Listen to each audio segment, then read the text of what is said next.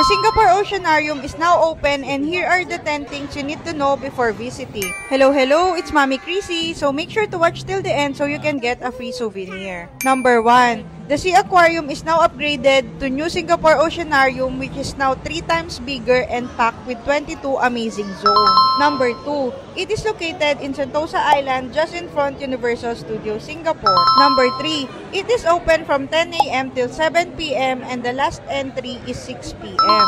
Number 4. Make sure to book your tickets in advance and you can book via Klook, so don't forget to use our promo code CrazyKlook for additional discount. Take note that kids under 4 years old can enter free. Number 5. You can take photos and videos but flash photography and tripods are not allowed. Number 6. Food and drinks are not allowed inside but there's an available cafe and water fountain inside the Oceanarium. Number 7. Oceanarium is PWD, senior, and stroller friendly. Ramps, elevators, and even benches are available around the park. Number 8. Make sure to download Oceanarium app to engage with marine exhibit through immersive and AR/VR experience. Number 9. Do not miss to line up and interact with the cleaner shrimp at the touch pool in the Singapore Coast Zone.